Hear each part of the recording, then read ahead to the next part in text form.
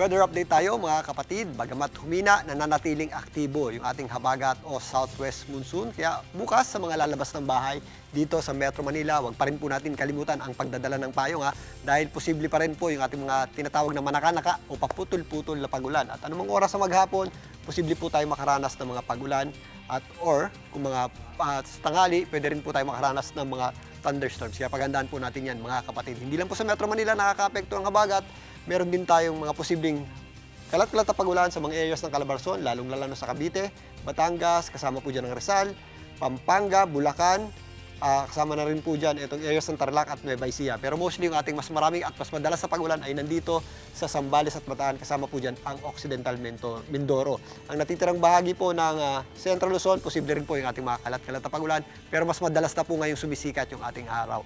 Dito naman po sa areas ng Ilocos Sur, Ilocos Norte, kasama po dyan ang La Union at Pangasinan, maging dito sa mga kabundukan ng Cordillera, apektado rin po yan ng habagat. Meron din tayong mga pagkakataon na nakakaranas tayo dyan ng mga kalat-kalat na pagulan or thunderstorms. Mananatili pong aktibo yung ating habagat sa mga susunod pang mga araw dahil aktibo yung tinatawag nating monsoonal trough o yung area dito sa itaas na bahagi ng ating bansa na may kababaan po yung pressure. Kadalasan, para po yung intertropical convergence zone na kung saan dyan po nagsisimula yung ating mga low pressure area o mga bagyo. Sa katunayan, meron tayong panibagong binabantayang low pressure area dito sa labas ng ating area of responsibility na huling namataan ng Pag-asa sa laying 1,670 kilometers east ng extreme northern Luzon. Ito po ay may kataasan po ang tsansa maging isang ganap na bagyo. Pero sa ngayon, hindi natin yan inaasahang dumikit sa anumang bahagi ng ating landmass o kalupaan. Medyo malapit yan sa ating area of responsibility, pero ang pagkilos po niyan ay pa-eastward o palayo naman sa ating bansa. At mananatiling aktibo nga yung ating habagat o southwest monsoon kahit wala pong magiging direktang epekto itong binabantayan nating sama ng panahon. At mga kapatid, balikan naman natin yung mga pag-ulan nitong nakaraang linggo.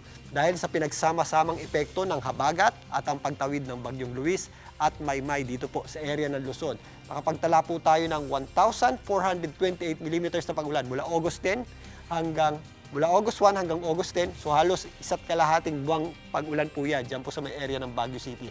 Halos isang buwang pag-ulan naman ang naitala dito sa areas ng Dagupan, Iba at Science Garden na pumapalo sa hanggang 578 mm na pag-ulan sa Dagupan, 848 mm na pag-ulan naman dyan po sa area ng Iba at 551 mm naman na pag-ulan dito po sa may Science Garden mula August 1 hanggang August 10. Dalawang buwang pag-ulan naman dito sa Ambulong, Batangas ang naitala mula sa mga araw na yan, 450 mm na pagulan. Ito pong mga pagulan natin, kung papansinin nyo, hindi kasing lakas nung mga nakaraang habagat episode, nung mga nakaraang taon. Pero dahil spread out po at tuloy-tuloy yung ating mga pagulan, at may kalakasan din po yan, nagdulot pa rin yan ng malawakang pagbaha at malawakang flash floods at landslides sa malaking bahagi ng Luzon, including Metro Manila. Sa mga susunod na araw, bagamat humihina po yung ating habagat, mag-ingat pa rin po tayo dahil saturated o basa yung ating mga lupa at mga kabundukan, kaya prone pa rin po tayo o mataas pa rin po ang tsansa ng flash floods and landslides.